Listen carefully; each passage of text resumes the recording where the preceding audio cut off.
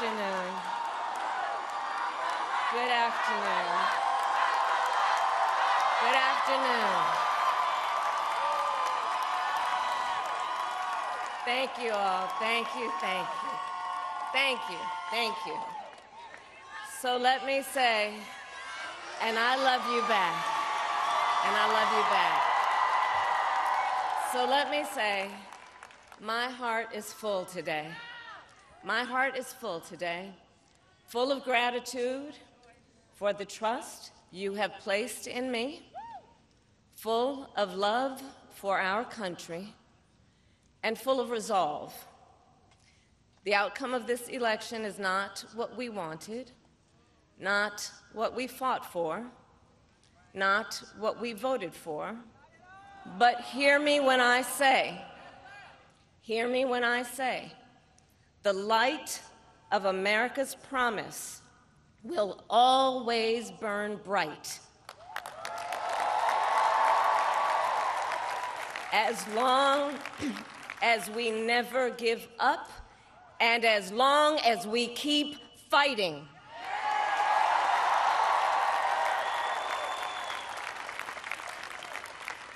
To my beloved Doug and our family, I love you so very much. To President Biden and Dr. Biden, thank you for your faith and support. To Governor Walz and the Walz family, I know your service to our nation will continue. And to my extraordinary team, to the volunteers who gave so much of themselves, to the poll workers and the local election officials, I thank you all. Look, I am so proud of the race we ran, and the way we ran it, Over the 107 days of this campaign, we have been intentional about building community and building coalitions, bringing people together from every walk of life and background, united by love of country with enthusiasm and joy in our fight for America's future. And we did it with the knowledge that we all have so much more in common than what separates us. Now, I know folks are feeling and experiencing a range of emotions right now. I get it. But we must accept the results of this election. Earlier today, I spoke with President-elect Trump and congratulated him on his victory. I also told him that we will help him and his team with their transition, and that we will engage in a peaceful transfer of power.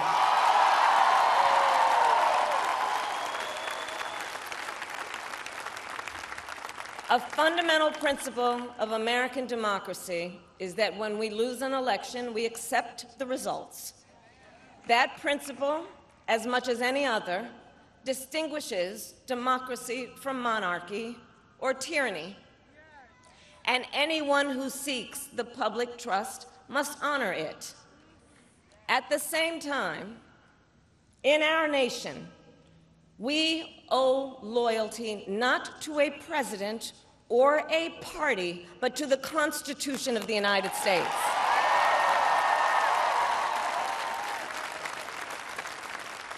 And loyalty to our conscience and to our God.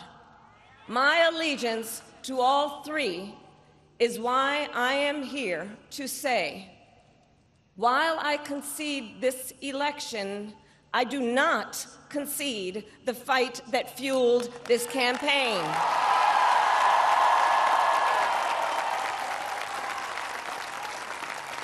The fight for freedom, for opportunity, for fairness, and the dignity of all people.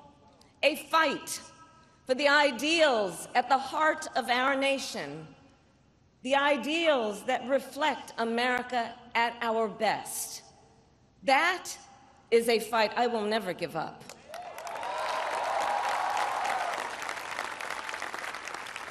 I will never give up the fight for a future where Americans can pursue their dreams, ambitions, and aspirations, where the women of America have the freedom to make decisions about their own body and not have their government telling them what to do. We will never give up the fight to protect our schools and our streets from gun violence. And America, we will never give up the fight for our democracy, for the rule of law, for equal justice, and for the sacred idea that every one of us, no matter who we are or where we start out, has certain fundamental rights and freedoms that must be respected and upheld.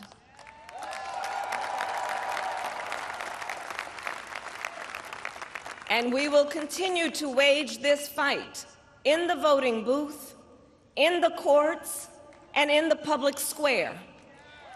And we will also wage it in quieter ways, in how we live our lives, by treating one another with kindness and respect, by looking in the face of a stranger and seeing a neighbor, by always using our strength to lift people up, to fight for the dignity that all people deserve. The fight for our freedom will take hard work, but like I always say, we like hard work. Hard work is good work. Hard work can be joyful work. And the fight for our country is always worth it. It is always worth it.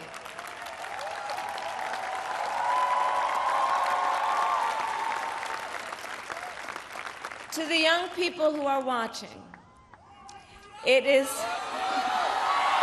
I love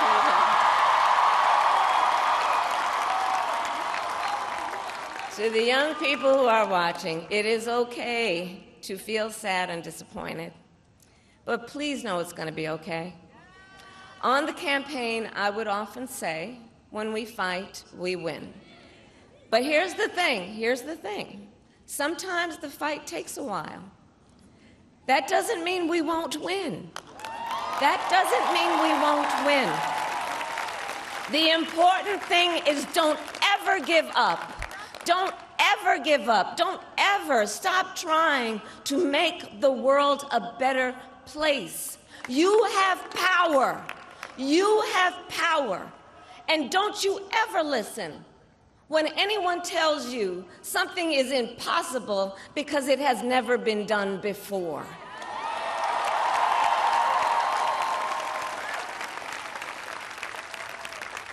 You have the capacity to do extraordinary good in the world.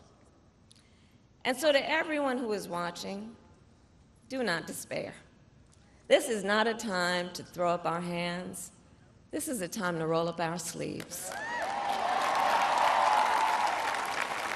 This is a time to organize, to mobilize, and to stay engaged for the sake of freedom and justice and the future that we all know we can build together. Look, many of you know I started out as a prosecutor, and throughout my career, I saw people at some of the worst times in their lives. People who had suffered great harm and great pain, and yet found within themselves the strength and the courage and the resolve to take the stand, to take a stand, to fight for justice, to fight for themselves, to fight for others. So let their courage be our inspiration. Let their determination be our charge. And I'll close with this. There's an adage an historian once called a law of history, true of every society across the ages. The adage is, only when it is dark enough can you see the stars. I know many people feel like we are entering a dark time, but for the benefit of us all, I hope that is not the case. But here's the thing, America, if it is, let us fill the sky with the light of a brilliant, brilliant billion of stars. The light of optimism, of faith, of truth, and service.